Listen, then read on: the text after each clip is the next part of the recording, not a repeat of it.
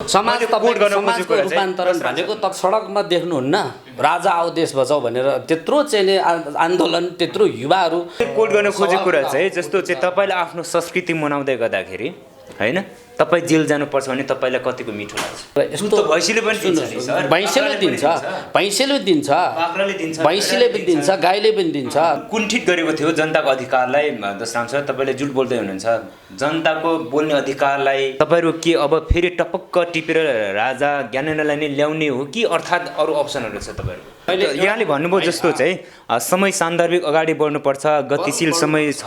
छ भन्नुभयो गतिशील समयले त फड्को मारिसक्यो नि राजतन्त्रलाई चाहिँ अन्त्य गरेर पनि सङ्घीय लोकतान्त्रिक गणतन्त्रको चाहिँ व्यवस्था ल्याइसक्यो भनेपछि तपाईँले हुनुहुन्छ अब राजा फर्किन्छ होइन राजा फर्किन्छ होइन अब फर्काउँछन् के नेपाली जनताले तपाईँहरूको योगदानै छैन नि त योगदान नभए पनि भोलिको दिनमा चुन्ला कि भोलिको दिनमा त विदाय पो गरेर जालान् जस्तो छ त नेपाली जनताले अब राजाले मात्रै दिन सक्छ भन्ने कुरो त भयो नि प्रश्न भयो नि त त्यसो थियो कुण्ठित बनाएर राख्यो भन्ने थियो रूपान्तरणको निम्ति त होइन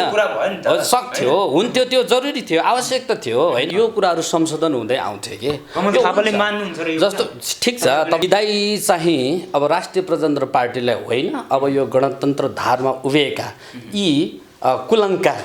पात्रहरू छन् नि चुनावमा तपाईँहरू नम्बर 1 पार्टी हुन सक्नुहुन्छ 123 भाषा र 125 जाति छन् त्यो सबैको भाषा संस्कृति बराबर संरक्षण भएको छन् तपाईँले देख्नु भएको छ अब यो गणतन्त्रका मतियारहरू छन् नि अब यिनीहरूले तपाईँको चाहिँ देख्ने छन् के शासन गर्नको लागि राजा फर्काउनुहुन्छ होइन यो त आवश्यकता हो नि विश्वको सर्वोच्च धरातलको आवाज महाकुलुङ अनलाइन टेलिभिजन नमस्कार महाकुलुङ टेलिभिजन र मोडर्न टिभीमा एकैसाथ यहाँलाई हार्दिक स्वागत छ म अजय अलङ्कार दर्शक महानुभावहरू विशेष गरेर पछिल्लो समय नेपाली राजनीतिले नयाँ एउटा उचाइ लिएको छ र विशेष गरेर अहिले हालसालै मात्रै नेपाली काङ्ग्रेसका सभापति शेरबहादुर देउवाज्यूको नेतृत्वमा नयाँ सरकार गठबन्धनको सरकार बनेको छ र विशेष गरेर यही समसामयिक विषयवस्तुमा रहेर हामी संवाद गर्न लागिरहेका छौँ। यतिखेर हामीसँग संवाद गर्नको लागि दशराम सुनवारज्यू हुनुहुन्छ जो राप्रपा पार्टीका रामेछाप जिल्लाका प्रथम उपाध्यक्ष हुनुहुन्छ र विशेष गरेर उहाँसँग यही राजनीतिक समसामयिक विषयवस्तुमा रहेर संवाद गर्नेछौँ। म सर्वप्रथम दशराम सरलाई हार्दिकतापूर्वक स्वागत गर्न चाहन्छु। स्वागत छ सर। धन्यवाद छ यहाँहरूलाई पनि। आराम हुनुहुन्छ? एकदमै बिल्कुल ठिक छु। जस्तो अहिले पछिल्लो राजनीतिक गतिविधिलाई लिएर यहाँहरूको पार्टी जो चाहिँ राप्रपा पार्टी नयाँ सरकारमा विश्वासको मत पनि दिनु भएन र सरकारमा सामेल हुने कुरा त भएन। किन के कारणले यहाँहरूको पार्टीले चाहिँ जस्तो चाहिँ शेरबहादुर देउवाज्यूको नेतृत्वको सरकारलाई किन सपोर्ट गर्नु भएन? वास्तवमा हाम्रो राष्ट्रिय प्रजातन्त्र पार्टी विशुद्ध राष्ट्रवादी पार्टी हो। यो पार्टी हिजो पनि केपीको सरकार हुँदा पनि सहभागिता हुने कुरा थिएन र आज शेरबहादुर देउवाको नेतृत्वमा गठबन्धन सरकार जो छ यसमा पनि हाम्रो पार्टी जाने कुरै छैन किनभने हाम्रो चाहिने पार्टीले यो उपयुक्त निर्णय गरेको सोच विचारका साथ हैन हामीलाई यो गठबन्धनको सरकारमा हाम्रो पार्टी गएर कुनै भूमिका खेल्न पनि सक्दैन र यो हाम्रो चाहिँ एउटा चाहिँ विकल्प हैन राष्ट्रको एउटा चाहिँ मूलधार को पार्टी भएको हुनाले यो विदेशीको इशारामा चल्ने पार्टीसँग कुनै विचार नमिल्ने भएको कारणले हाम्रो पार्टीले त्यो स्वीकार गर्न सकेन। जस्तो यहाँले भन्नुभयो राष्ट्रको मूलधारको पार्टी हाम्रो भन्ने कुरा गर्नुभयो हैन? राष्ट्रको मूलधारको पार्टी यहाँहरूको भइदिएको भए त जनताको पक्षमा अहिले जुन चाहिँ सरकार बनिरहेको छ हैन जनताले चाहेको सरकार गठबन्धनको सरकार को जुन चाहिँ निर्माण भइरहेको छ यो सरकारमा सामेल हुनु पर्थ्यो नि हैन? अब यो यस्तो छ तपाईको मूलधार पार्टी भन्नुको मतलब के छ भने राम्रो कुरालाई चिन्नलाई धेरै समय लाग्छ हैन नराम्रो कुरा जो नक्कली कुरा चिन्नलाई थोरै समयमा चिन्ने गर्दछन् मान्छेहरू नेपालीहरू। वास्तवमा भइरहेको कुरा यही हो। वास्तवमा हाम्रो पार्टी राष्ट्रिय प्रजातन्त्र पार्टी देशको हितमा चल्ने आफ्नै मौलिक पार्टी हो। यो पार्टीलाई चाहिँ विश्वास गर्न नसकिरहेको अवस्था छ। त्यो कारण के हो भन्नुहुन्छ भनेदेखि हाम्रै पार्टीले त्यो जनता माझमा चाहिँ पार्टीको विचार एजेन्डा पार्टीको चाहिँ सैद्धान्तिक विचारलाई चाहिँ प्रष्ट रूपमा राख्न नसकेको कारण चाहिँ अहिले तपाईँको चाहिने जनताले राष्ट्रिय प्रजातन्त्र पार्टीलाई मूलधारको पार्टीको रूपमा चुन्न सकिराखेको छैनन्। अवश्य पनि भोलिको दिनमा हाम्रो पार्टीले यो रणनीतिहरू अवलम्बन गर्दैछ, त्यो कुरा चाहिँ अब भोलिको दिनमा हुनेछ। भोलिको दिनमा चुन्ला कि भोलिको दिनमा त विदाय पो गरेर जालान् जस्तो छ। जस्तो राष्ट्रिय प्रजातन्त्र पार्टी त तपाईँको हिजोदेखि नै होइन,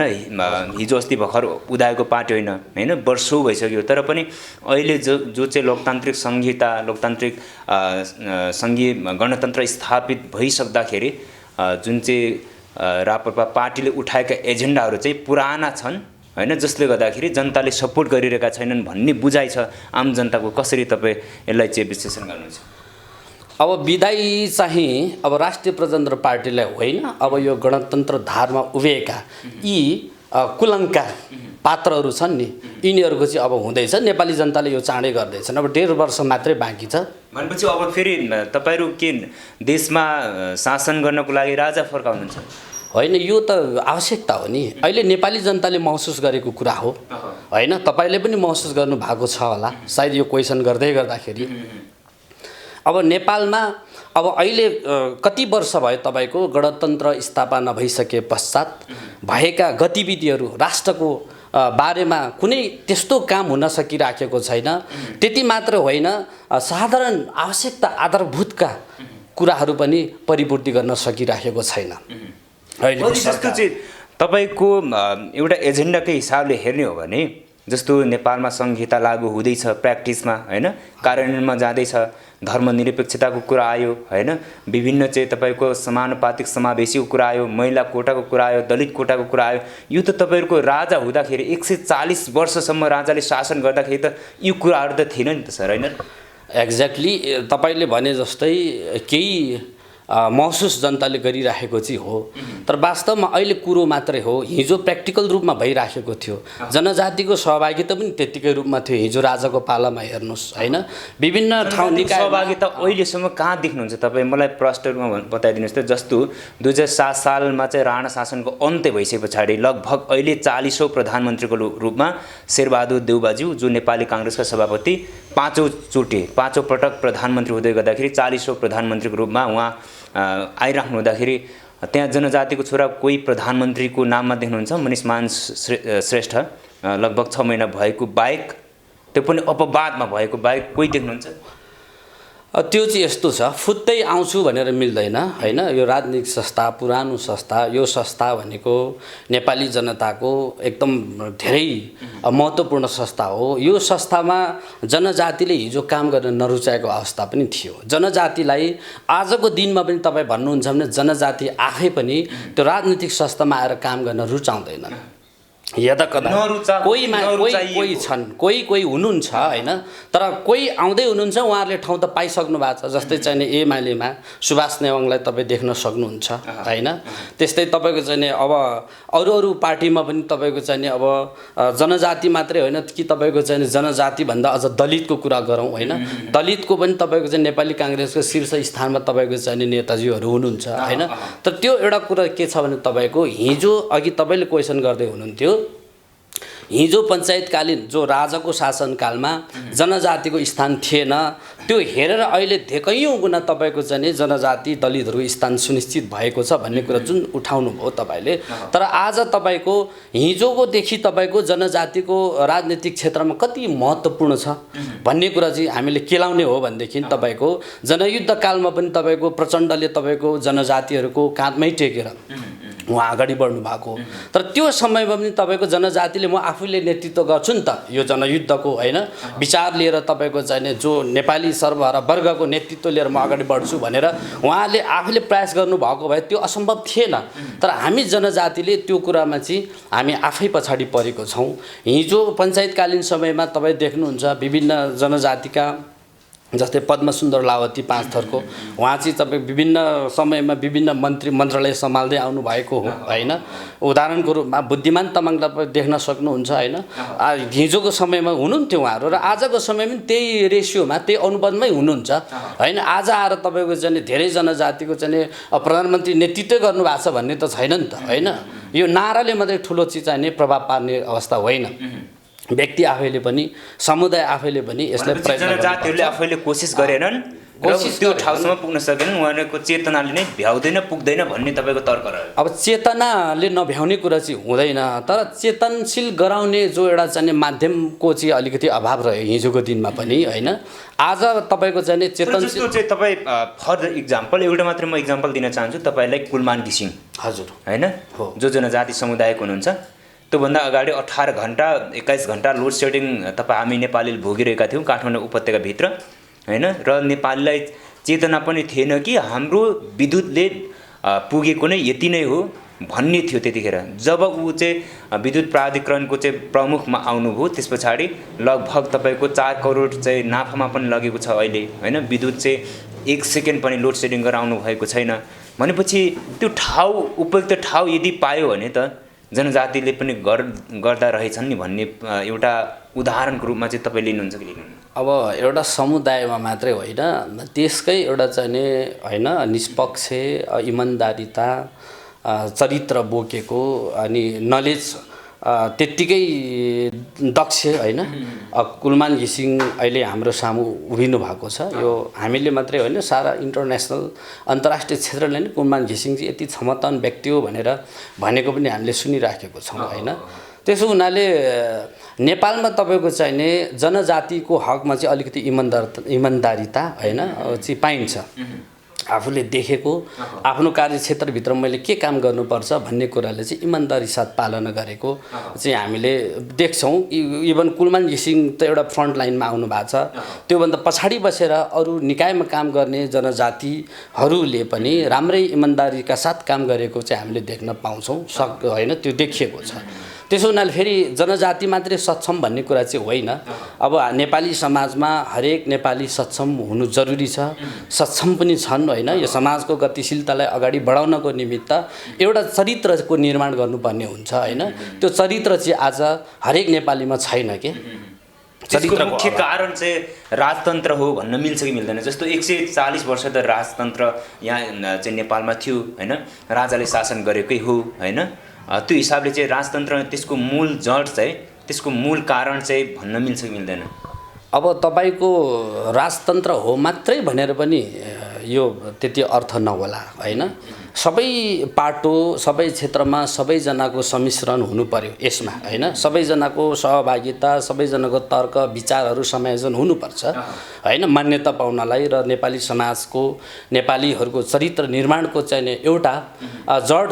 छ त्यसमा नभएको होइन। तर राजतन्त्रले तपाईँको हिजो एउटा नेपाली समाजको गतिशीलतालाई अगाडि बढाउन धेरै मद्दत गरेको छ। हेर्नुहोस् हिजोको नेपाली समाज र आजको आधुनिक जो समाज छ के कुरा मद्दत गरेको छ? 2 point 1 2 3 गरेर अब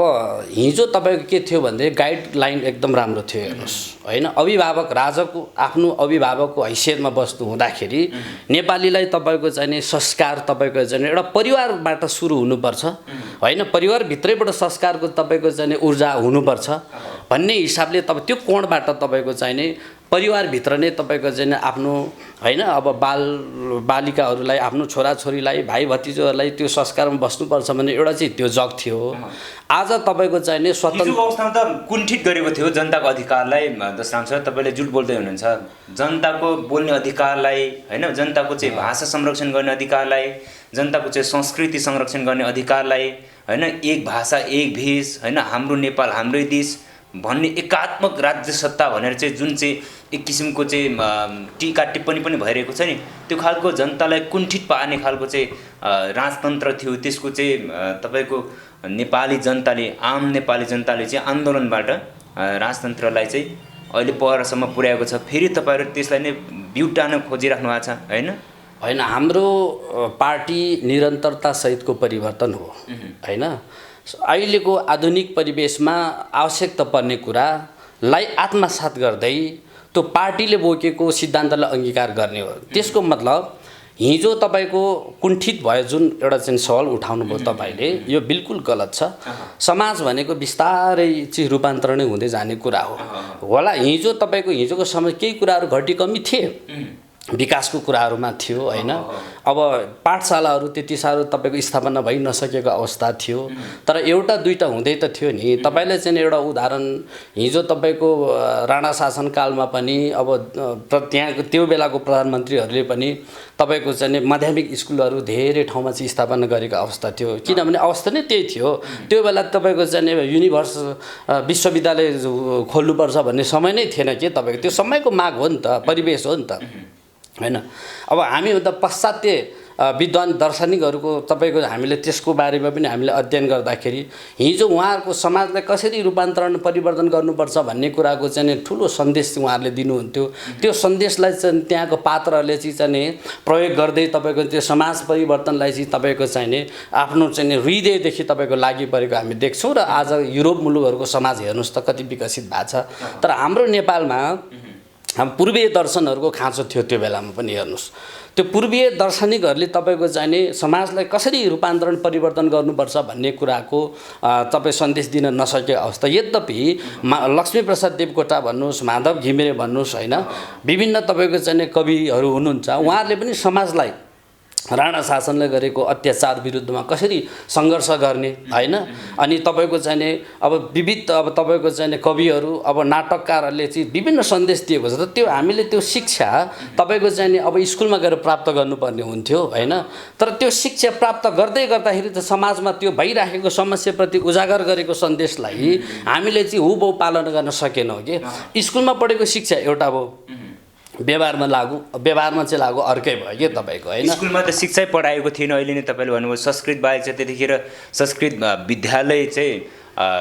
जुन चाहिँ लागू गरेको थियो, अरू विद्यालयहरू त खासै थिएन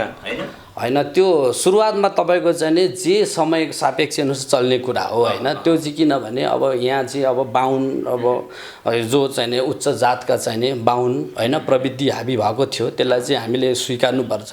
अब उहाँहरूको त्यो समयमा उहाँले आफ्नो भाषा संस्कृतलाई तपाईँको चाहिँ नि होइन सुरुवात गराउनु, त्यो पनि एउटा चाहिँ सिम्टम्स राम्रै हो नि तपाईँको होइन। त्यो सुरुवात भयो नि, त्यो त जग भयो नि त। त्यसले टेकेर फेरि अरू शिक्षाहरू पनि थप्दै जाने कुरा त छँदै थियो नि होइन। तर त्यो बेला गर्न सक्ने मान्छेले गरेन। जस्तो तपाईँको मैले यहाँले भन्नुभयो जस्तो चाहिँ समय सान्दर्भिक अगाडि बढ्नुपर्छ, गतिशील समय छ भन्नुभयो। गतिशील समयले त फड्को मारिसक्यो नि। राजतन्त्रलाई चाहिँ अन्त्य गरेर पनि सङ्घीय लोकतान्त्रिक गणतन्त्रको चाहिँ व्यवस्था ल्याइसक्यो।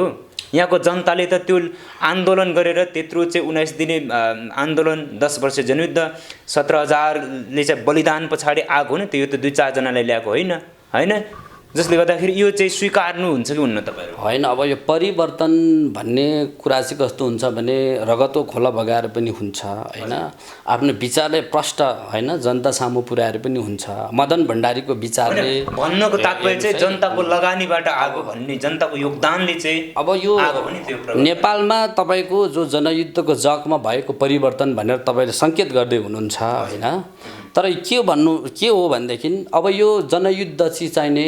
कुन सिद्धान्तमा होइन, कहाँबाट निर्देशित भएर भएको भन्ने कुरो त आज प्रष्ट भयो नि त होइन। साँच्चीकै मौलिकता आफ्नो नेपालको बारेमा, नेपालको हितको बारेमा, नेपाली मौलिकता, नेपाली विचारद्वारा निर्देशित भएर सञ्चालन भएको जनयुद्ध भएको भए आज यो नाङ्गो रूप हामीले देख्नु पाउँथ्यौँ। त्यसकारण यी कुराहरू सबै वायत हुन्। हेर्नुहोस्, एउटा भन्ने हो होइन, एउटा बहाना हो तपाईँको। होला सङ्घर्ष गर्नुभयो, त्यसलाई चाहिँ अब स्वीकार गर्न नसकिने कुरा होइन। जनयुद्धको जगबाट चाहिँ नि थुप्रै कुरा परिवर्तन भएको थियो। तर यो परिवर्तन तपाईँको चाहिने थुप्रै चाहिने पाश्चात्य विद्वानहरूले भने चाहिँ हामी पाउँछौँ, भनाइराख्नु भएको छ। समाज द्वन्द्वबाट पनि परिवर्तन हुन्छ होइन। कार्ल मार्क्सको भनाइ यही हो, द्वन्द्वबाट समाजको परिवर्तन हुन्छ भन्नुभएको छ। त्यसैको सिद्धान्तलाई चाहिँ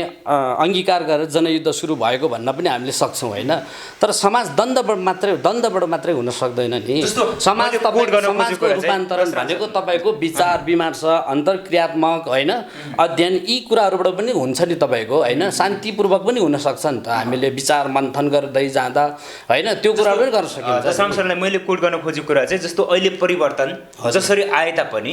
होइन जसरी आए तापनि जनताको योगदानबाट जनताको लगानीबाट आएको परिवर्तनलाई संहितालाई धर्मनिरपेक्षतालाई होइन त्यस्तै तपाईँको चाहिँ समानुपातिक समावेशीका कुराहरूलाई तपाईँहरूले चाहिँ अङ्गीकार गर्न सक्नुहुन्छ स्वीकार गर्न सक्नुहुन्छ कि सक्नुहुन्छ होइन यसलाई त हामीले कहाँ विरोध गर्नु मिल्छ हामी विरोध गरेकै छैनौँ यसमा त तपाईँहरूको योगदानै छैन नि त योगदान नभए पनि होइन हिजो तपाईँको उहाँहरूले जो अहिले गणतन्त्र धारमा उभिनु भएका पात्रहरूले त्यो विषयमा अभियान चलाएर चाहिँ यो परिवर्तन हामीले देखेको छौँ यदि उहाँहरूले त्यो अभियान चलाउनु नभएको भएदेखि हिजोका तपाईँको चाहिँ नि अब राप्रपामा भएका व्यक्तिहरू भनौँ होइन या तपाईँको राजाद्वारा पनि यो विचारहरू आउन सक्थ्यो नि त रूपान्तरणको निम्ति त होइन सक्थ्यो हुन्थ्यो त्यो जरुरी थियो आवश्यकता थियो होइन त्यो आवश्यकता हो तपाईँको किनभने तपाईँको हिजो त व्यावहारिक रूपले त प्रयोग भइ नै आएको थियो हेर्नुहोस् अघि पनि मैले तपाईँलाई उदाहरण दिएँ पद्मसुन्दर लावतीको बुद्धिमान तामाङको होइन आज गणतन्त्र आएपछि प्रधानमन्त्री देख्नु पर्यो नि त जनजाति हामीले समावेशीको हिसाबमा तपाईँको आज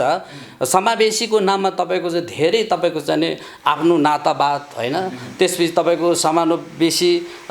समानुपातिक कोटामा तपाईँ कस्तो मान्छे आउनु पर्थ्यो होइन आज कस्तो मान्छे उभिएको तपाईँले देख्नु भएको छ होइन त्यो कारणले गर्दाखेरि आजको यो सिस्टमहरू नराम्रो भन्ने कुरा छैन यो एकदमै राम्रो छ तर तपाईँको चाहिने यहाँ चरित्र सुधार्नुपर्ने हुन्छ होइन चरित्र तपाईँको अहिलेको गणतन्त्रवादीको धारमा उभिने पात्रहरूको मैले देख्दिनँ इभन हिजो पनि थिएन होला होइन तर यो चरित्र निर्माण गर्ने कुरामा के छ भने एउटा चाहिँ चाहिने समाजमा नेतृत्व गर्ने मान्छे हेर्नुहोस् ससानो समाज मिलेर ठुलो समाज हुन्छ त्यो समाज नै राष्ट्र हो कि समाज नै राष्ट्र हो नि त त्यसो हुनाले यो राष्ट्रियताको कुरामा होइन अब त्यो राजनीति गर्ने व्यक्तिहरू जो नेताजीहरू हुनुहुन्छ उहाँहरूको तपाईँको चाहिँ निस्वार्थ भावना निस्वार्थ विचारले लागेकै होइन कि यहाँ चाहिँ के छ भने आफू चाहिँ अग्रमपन्थीमा आएर यस आराम गर्न पाइँदो रहेछ त्यो ठाउँमा गएर मेरो नाताको त आफन्तलाई चाहिँ राम्रो ठाउँमा लगेर पाइँदो रहेछ त्यहाँ त राजस्व सङ्कलन भएको हुँदो रहेछ त हेर्नुहोस् तपाईँको होइन त्यो राजस्व सङ्कलन भएका जो रकमहरू हुन्छ नि तपाईँको त्यसलाई चाहिँ तपाईँको मनोमानी ढङ्गले प्रयोगमा ल्याउन पाइँदो रहेछ होइन भन्ने हिसाबले राजनीतिक गर्ने व्यक्तिको त्यो दृष्टिकोण देखिन्छ होइन मैले त्यो अहिलेको व्यवस्थालाई स्वीकार्नु चाहिँ हुन्छ तपाईँहरू होइन यो व्यवस्था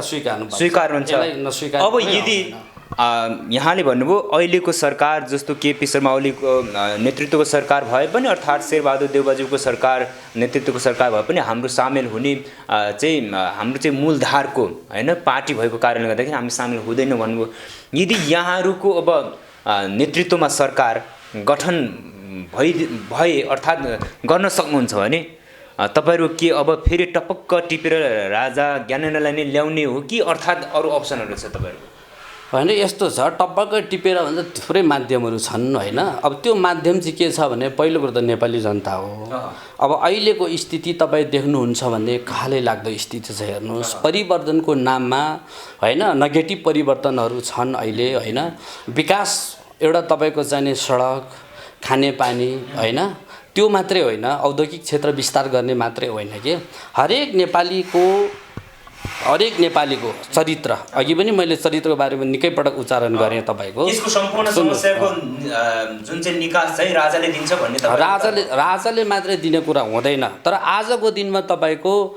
नेपाली जनताले अब राजाले मात्रै दिन सक्छ भन्ने कुरो त भयो नि प्रष्ट भयो नि त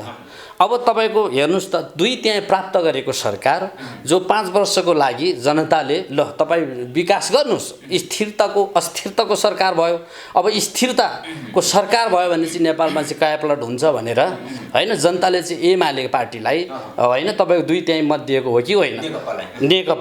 नेकपा एमाले दिएको हो कि होइन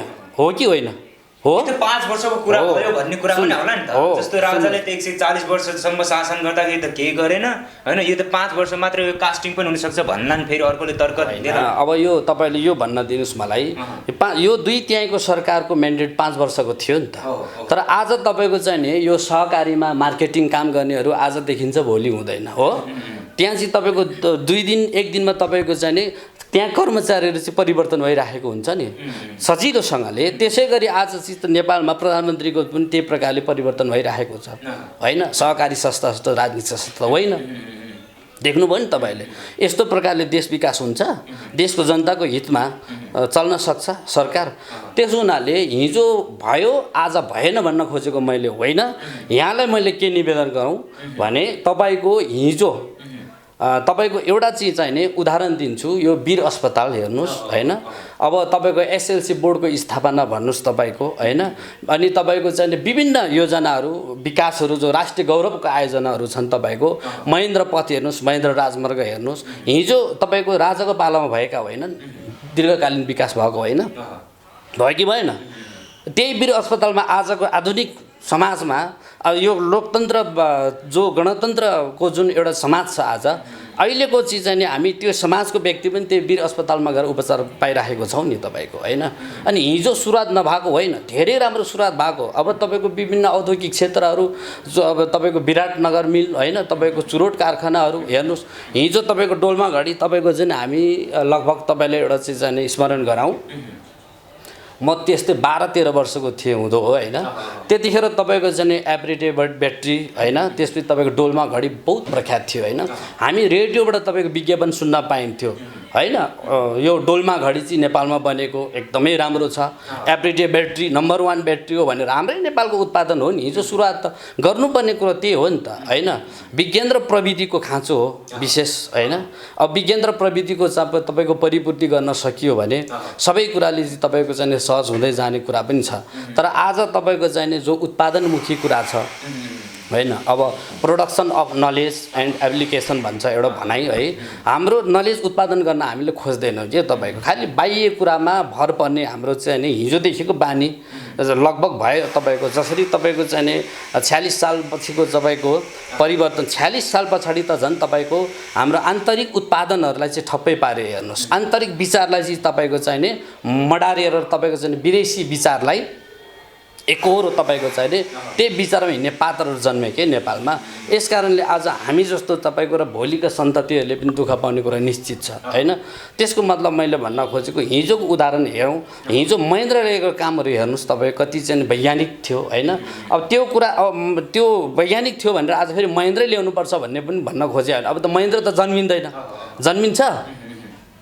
त्यसो न महेन्द्रको विचारलाई लिएर आज नयाँ तपाईँको चाहिँ व्यक्ति जन्मिनु पऱ्यो कि त्यो विचार लिएर आउनु पऱ्यो कि हुनसक्छ राजतन्त्र तपाईँको चाहिँ अपरिहार्य हो भनेर पनि म भन्दिनँ होइन हाम्रो पार्टीले एउटा मुद्दा बोक्यो तर विकल्प के त अब नेपाली जनताले अब विकल्प कसलाई दिने त अब आज तपाईँ गणतन्त्रको धारमा जगमा बस्ने यी तपाईँको चाहिँ नेताहरू नेता नै हुन सक्दैन कि यिनीहरू त के उहाँहरू यहाँले भन्नुभयो जस्तो चाहिँ यहाँकै भाषालाई कोट गरेर जस्तो यहाँको पार्टीको मुख्य एजेन्डा भनेकै राजतन्त्र बाहेक वैकल्पिक अरू संस्था हुन सक्दैन भन्ने जुन छ होइन तर जनता चाहिँ सबै चाहिँ गणतन्त्रवादी होइन यहाँहरू चाहिँ जो चाहिँ राप्रपा पार्टी चाहिँ राज संस्थाको पक्षमा अर्थात् चाहिँ राज संस्थाले मात्रै सबै निकास दिन सक्छ भन्ने पक्षमा अझै पनि हुनुको पछाडि चाहिँ तपाईँहरूको भविष्य कतिको सुनिश्चित छ सुनिश्चित त अब देखियो नि होइन अब यो परिस्थितिले देखाइदियो नि अब आज सडक चुनावमा तपाईँहरू नम्बर 1 पार्टी हुन सक्नुहुन्छ होइन तपाईँले आज सडकमा देख्नुहुन्न राजा आऊ देश बचाऊ भनेर त्यत्रो चाहिँ आन्दोलन त्यत्रो युवाहरू नेपाली काङ्ग्रेसका तपाईँको चाहिँ कार्यकर्ताहरू नेकपा एमालेका कार्यकर्ताहरू सडकमा अब राजा आऊ देश बचाऊ उफ्रेको तपाईँले देख्नु भएको छैन हेर्नु त भयो होला सडकमा उफ्रेको सबै चाहिँ त्यो राजाको पक्षमा उफ्रेको भन्ने पनि छैन होला नि त बाबा उहाँहरू पूर्व राजा ज्ञानेन्द्रको पैसाले उहाँहरूलाई त चाहिँ त्यो 1-2 घाँस खानलाई चाहिँ उफ्रेको भन्ने किसिमको चाहिँ आरोप पनि छ नि त उहाँहरूलाई कसरी चाहिँ जस्टिफाई गर्नुहुन्छ अब ठिक छ अब यो भन्नलाई तर्क थुप्रै आफ्नो प्रकारको तर्कहरू आउँछन् होइन तर के छ भन्ने त्यसरी उफ्रिनु पनि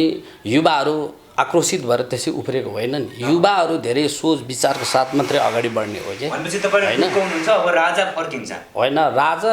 फर्किन्छ होइन अब फर्काउँछन् कि नेपाली जनताले फर्काउँछन् नेपाली जनताले अवश्य फर्काउँछन् नेपाली जनताले त फर्काउँदैनन् होइन किनभने गणतन्त्रवादी जुन चाहिँ जनताहरू सबै चाहिँ छन् यहाँहरूको पार्टीले चाहिँ फर्काउनु होला होइन पार्टीको एउटा चाहिँ अभियान हो एजेन्डा हो हुन त पार्टीले राखेको एजेन्डा नेपालको लागि अहित भन्ने होइन, किनभने यो एजेन्डाले मात्रै पूर्ण हुँदैन, यो एजेन्डाले मात्रै जनताको तपाईँको जुन पेट भरिँदैन होइन। जनताको आवश्यकता जो आधारभूत आवश्यकताहरू छन् यो कुराहरू पनि राष्ट्रिय प्रजातन्त्र पार्टीले दिने चेष्टा गरिराखेकै छ होइन। अब मौका पायो भने हेर्नुहोस्, अब यो गणतन्त्रका मतियारहरू छन् नि, अब यिनीहरूले तपाईँको चाहिँ नि देख्नेछन् कि कसरी जनतालाई सुविधा दिनुपर्छ, जनताको हितमा काम गर्नुपर्छ, राष्ट्रियता जग कसरी बलियो बनाउनुपर्छ भन्ने कुरा हो। राष्ट्रियता बलियो भयो भने मात्रै तपाईँको नेपाली जनता बलियो हुने हो। अहिले राष्ट्रको स्थिति देख्नु भएको छ तपाईँको, सिमाना कोतरेको छ होइन, सिमानाको विषयमा बोल्न सकिराखेको छैन होइन। सत्ता प्राप्तिको लागि चाहिने सत्ता सङ्घर्ष, सत्ता प्राप्तिको लागि तपाईँको चाहिँ दिनरात खटिराखेको छन्, जनताको हाल के भइराखेको छैन। अहिले यो आएको महामारीलाई रोकथाम कसरी गर्ने भन्ने सन्दर्भमा एक दिन मिटिङ बसेको तपाईँले देख्नु भएको छ, यसको विषयमा एक दिन छलफल गरेको तपाईँले देख्नु भएको छैन नि। अनि कसको निम्ति काम गर्दैछन् त यिनीहरू भन्ने कुरा हो नि त। त्यसो हुनाले अब नेपाली जनता वाक्तिक आजित भइसकेका छन् तपाईँको होइन। अब मैले भन्नुभन्दा पनि तपाईँले एकचोटि सर्वे गर्नु होला 75 जिल्ला घुमेर,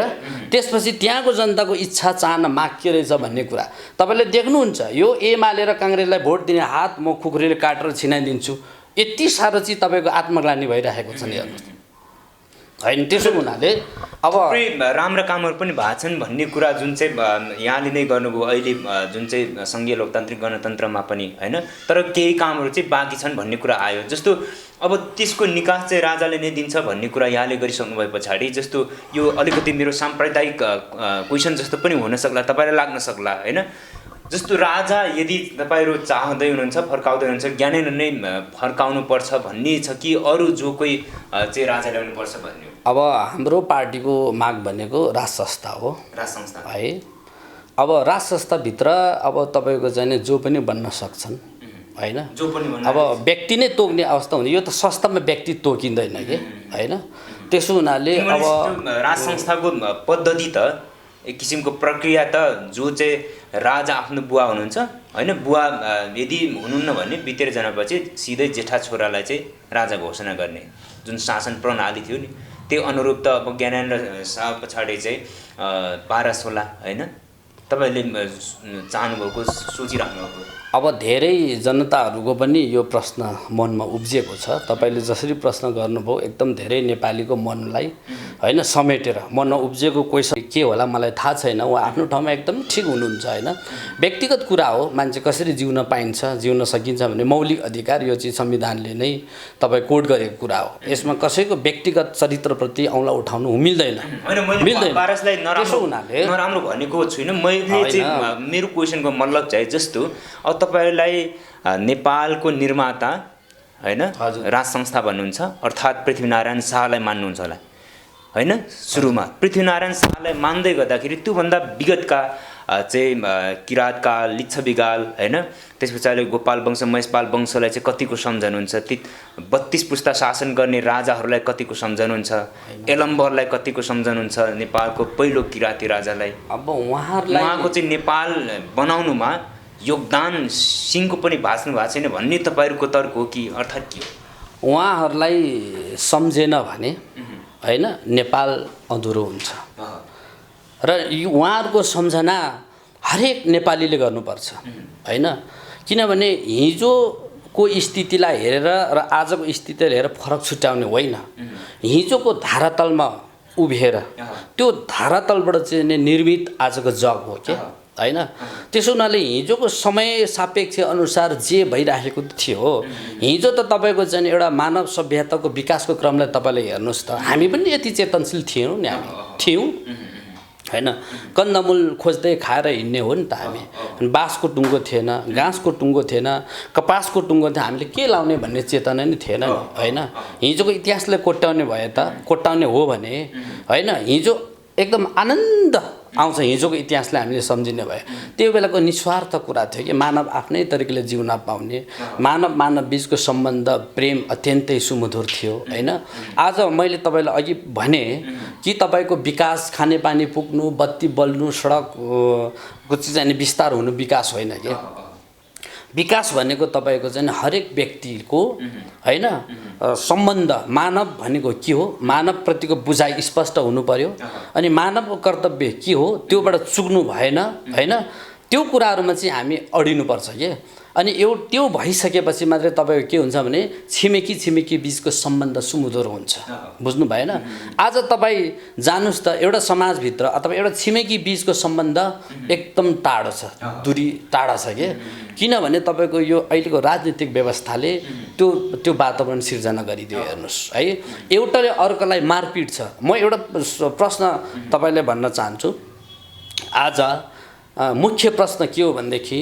हजारौँ नेपालीले पैसा नेपाली मार्नको लागि खर्च गरिराखेको छन् हो यो मुख्य प्रश्न आजको हो कि होइन त्यसो हुनाले एउटा नेपालीले अर्को नेपालीमाथि प्रहार किन गरिराखेको छ त्यो अवस्थामा उसलाई सडकको के महत्त्व खानेपानीको के महत्त्व छ त्यसकारणले मानिस बिचको सम्बन्ध प्रेम अहिले ओझेलमा परेको छ त्यो ओझेलमा पर्नुको मेन कारण अहिलेको राजनीतिक दलहरूको कारण हो अहिलेको राजनीतिक दलहरूले नेपाली समाजलाई एकताको सूत्रमा बाँध्न सकेनन् होइन उहाँहरूले तपाईँको चाहिँ एउटा घरको 5 जना दाजुभाइलाई 5 पार्टीमा आबद्ध गराएको छन् हेर्नुहोस् त्यही घरको दाजुभाइ भित्र पनि तपाईँको सम्बन्ध खटपट भइराखेको छ होइन त्यसकारणले राजनीतिकमा यस्तो सिस्टम आउनुपर्छ तपाईँको कि एउटा घर परिवारभित्र पनि एकदम तपाईँको चाहिने एकदम राम्रो पारिवारिक वातावरण हुनु पर्यो हो कि होइन आज तपाईँको चाहिने दाजुभाइभित्र मनमुटाव भई हुँदाखेरि त्यहाँ आमा बुवाको अब हेरचाह कसले गर्छ होइन अनि सरकारले वृद्ध भत्ता मात्रै दिन्छु भनेर दिएर हुन्छ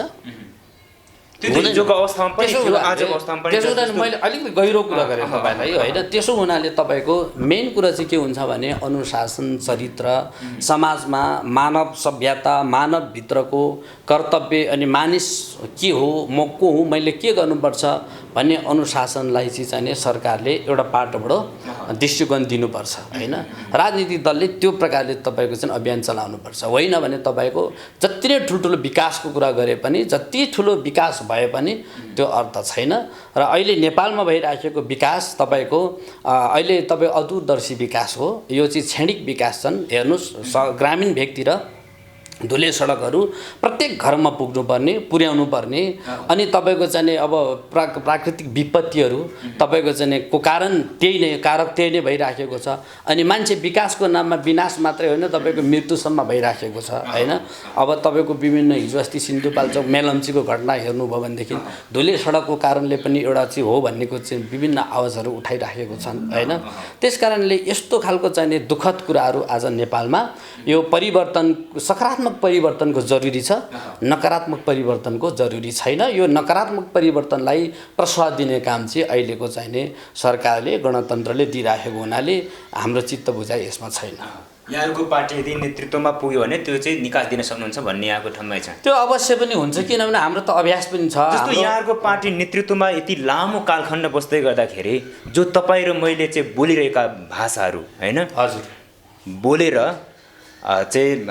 मञ्चमा गएर अर्थात् कुनै पनि सार्वजनिक ठाउँमा गएर मेरो अधिकार मेरो पहिचान मेरो भाषा मेरो संस्कृति भन्न दिन अहिले पनि एक किसिमको चाहिँ जुन चाहिँ जनजाति समुदायहरूमा विशेष गरेर तामाङ समुदायहरूमा चाहिँ गाई गोरुको मासु चाहिँ चलाउने होइन गाई गोरुलाई चाहिँ हत्या गरेको अभियोगमा चाहिँ उहाँलाई चाहिँ जेल लग्नुपर्ने त्यो हिजोको राज्य व्यवस्थादेखि अहिलेसम्म जडा गाडेर मजाले बसेको छ यसको विषयमा चाहिँ तपाईँहरूको के छ यो चाहिँ अलिक गम्भीर विषय हो यो हुनु हुँदैन किनभने राज्यले एउटा तर यहाँहरूको त रापरपाको त राष्ट्रिय जनावर गाई नै हुनुपर्छ भन्ने छ नि राष्ट्रिय जनावर जबरजस्ती गाई त्यहाँ चाहिँ राखिसके पछाडि त राष्ट्रिय जनावरलाई काट्नु मिल्दैन राष्ट्रिय पक्षीलाई चाहिँ काट्नु मिल्दैन होइन राष्ट्रिय झन्डाहरूलाई चाहिँ संरक्षण गर्नुपर्छ भन्ने फेरि रहन्छ त्यो हिसाबले चाहिँ महाअभियोग ल्याएर राष्ट्रिय जनावर काट्यो यसलाई चाहिँ अपराध गर्यो भनेर चाहिँ जेल थुन्ने होइन आफ्नो संस्कृति गर्नबाट चाहिँ वञ्चित गराउने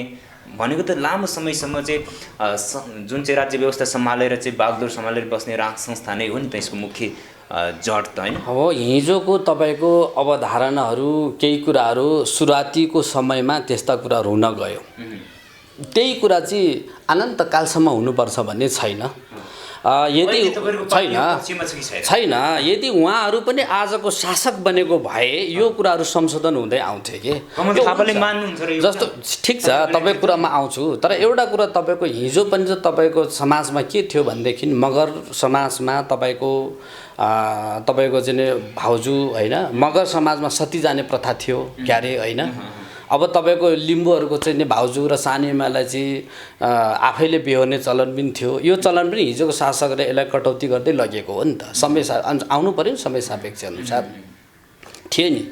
त्यो समय थियो कि दिनुहोस् अब दासत्वको अन्त्य पनि भयो अब सती प्रथा कति दुःख लाग्दो थियो होला हेर्नुहोस् त एउटा श्रीमान मृत्यु भइसकेपछि श्रीमती पनि ऊ सँगसँगै सती जानुपर्छ भन्ने कस्तो समय थियो होला हेर्नुहोस् त बडो दुःख लाग्दो समय थियो त्यो होइन त्यो कुरा पनि हिजोको शासकले त्यो हटाउँदै आए नि त यसलाई होइन संशोधन गर्दै आए आज तपाईँको जुन एउटा सन्दर्भ उठाउनु भयो अत्यन्तै गम्भीर पनि छ होइन अब विभिन्न जात भाषा धर्म होइन चाहिँ एकदम बराबर हक अधिकार समान हुनुपर्छ भन्ने सन्दर्भमा अब गाई काटेर खानुहुन्छ हुँदैन भन्ने जुन थियो हिजो तामाङ समुदायको हिजो आफ्नो एउटा संस्कृति संस्कार थियो त्यो होइन तर हिजोको संस्कार संस्कृतिलाई पनि कहिलेकाहीँ च्युत गर्नुपर्ने अवस्था पनि आउन सक्छ म यो तामाङ समुदायका मित्रहरूलाई उहाँहरूलाई पनि म यो अपिल गर्छु अनुरोध गर्छु होइन हिजोको संस्कृतिमा हामी त्यही जरामा उभिनुपर्छ भन्ने पनि छैन जस्तै चाइनालाई हामीले हेर्न सक्छौँ भने विगतको संस्कृतिलाई च्युत गरेर चाहिँ आधुनिक चाहिँ चाइना बनाएको हो नि त होइन हामीले तपाईँको चाहिँ त्यो हिजो संस्कृति थियो संस्कार थियो भनेर गाई काटेर खानुपर्छ भन्ने कुरामा पनि हामी जबरजस्ती नगरौँ होइन र फेरि तपाईँको चाहिँ गाईलाई जुन प्रकारले राष्ट्रियको रूप चिन्हको प्रतीकको रूपमा हामीले चाहिँ यसलाई चाहिँ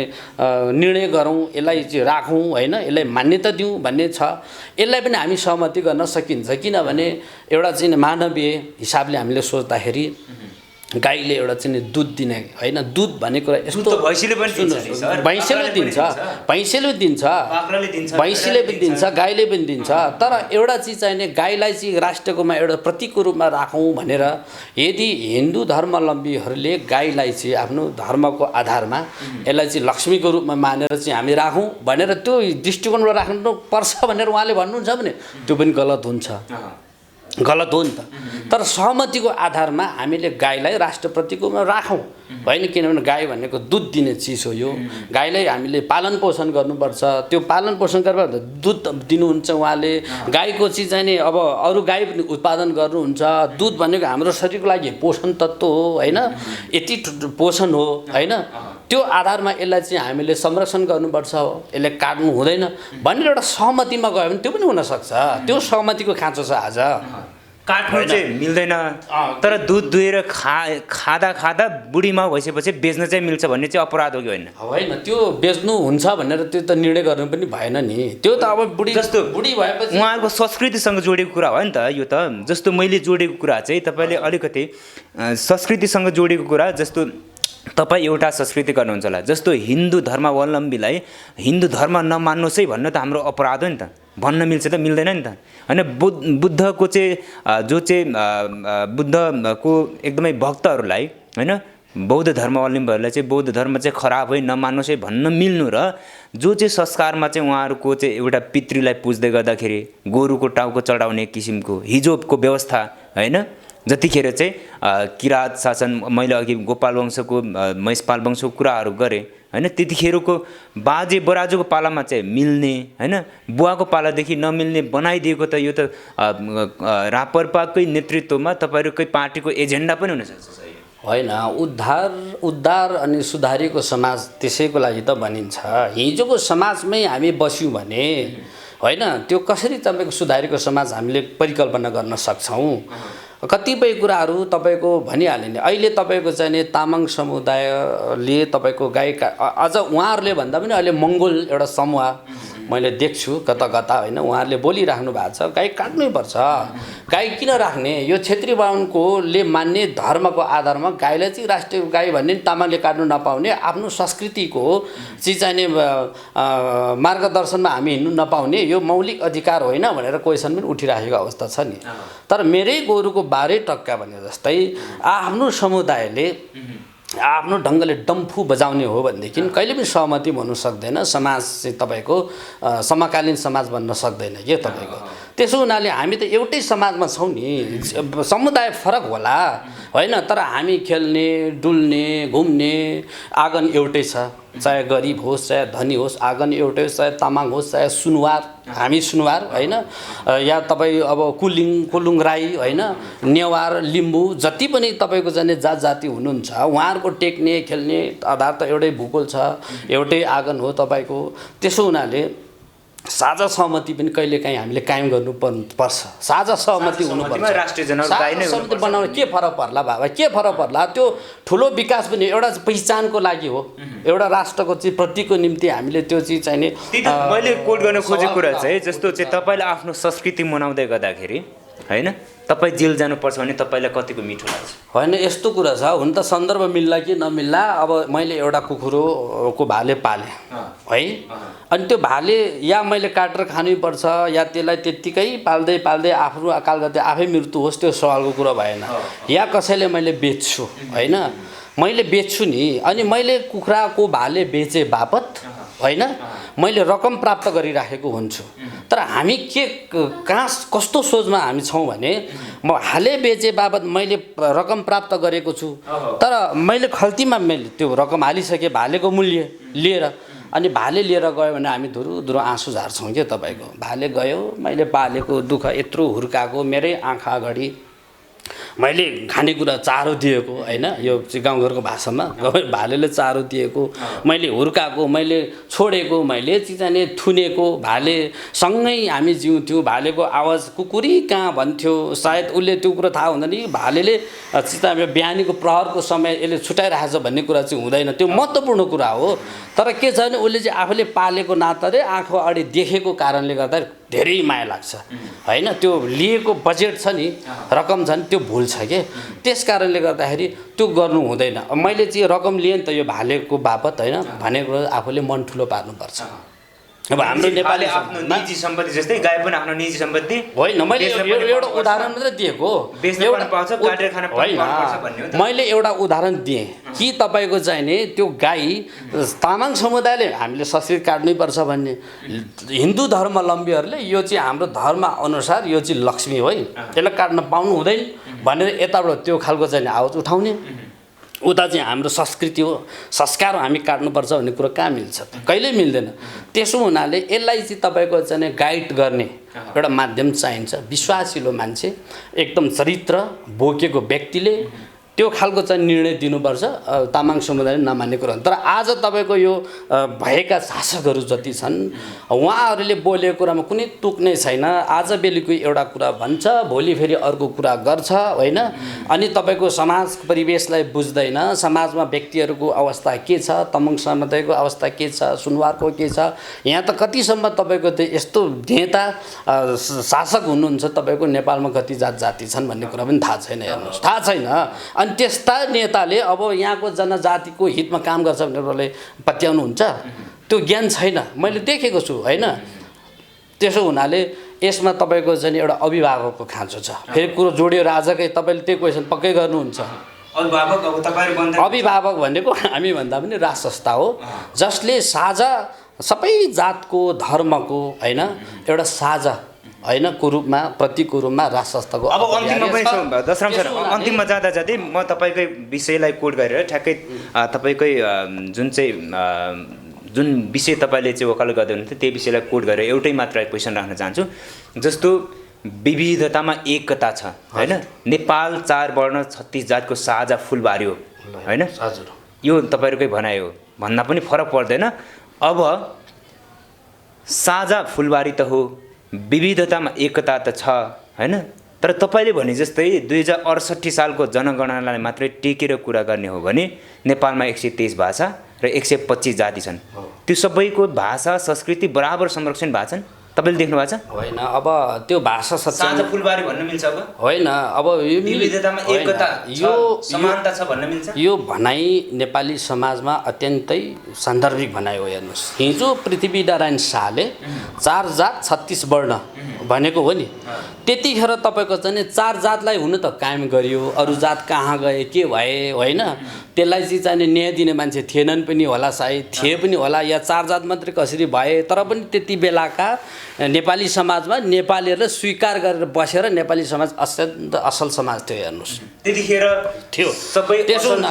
थियो उहाँलाई कुण्ठित बनाएर राख्यो भन्ने थियो हो तर अब जातमा कैद गर्नु चाहिँ हुँदैन त्यो चाहिँ निरङ्कुशता नै हो होइन त्यो जन्जिर हो एउटा होइन एउटा जन्जिरमा राखिएको थियो त्यो कुरा त अब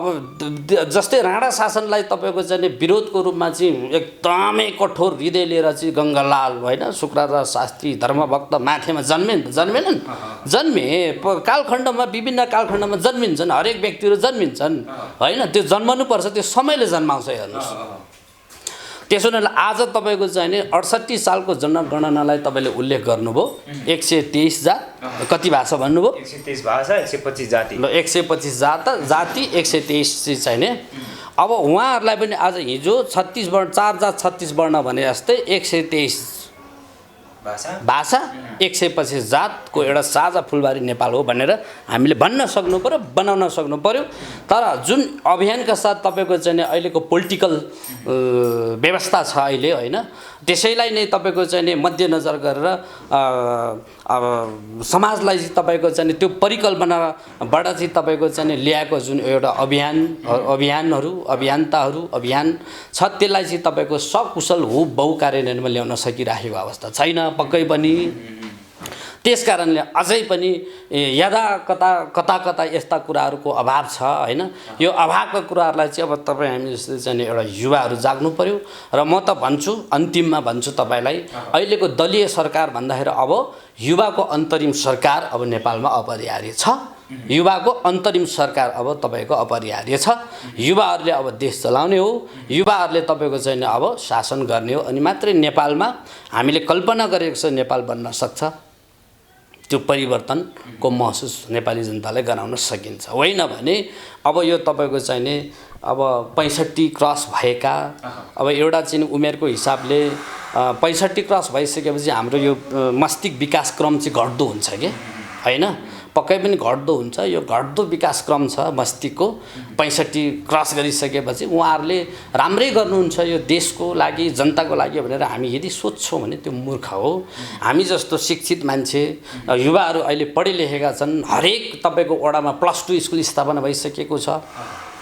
हरेक वडामा तपाईँको चाहिँ मावि स्कुल स्थापना भइसकेको छ अब तपाईँको चाहिँ पिएचडी तपाईँको अब हासिल गर्नलाई विदेश जानुपर्ने अवस्था त्यो हिजोको दिनहरूमा आज नेपालमै तपाईँको चाहिँ त्यो प्रशस्तता भएको छ त्यसकारण यति बुझ्ने चेतनशील युवा हुँदाहुँदै पनि अब वृद्धहरूलाई चाहिँ अब देश चलाउँछन् भनेर हामीले त्यो आशा राख्छौँ भने सबैभन्दा मूर्ख चाहिँ त्यो युवा पङ्क्ति हुनसक्छ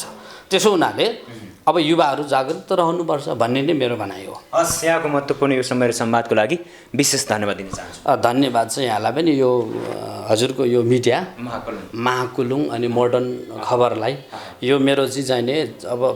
थोरै बहुत कुराहरू राख्ने मौका दिनुभएको हुनाले यहाँहरूलाई धेरै धेरै धन्यवाद दिन्छु थ्याङ्क यू सो मच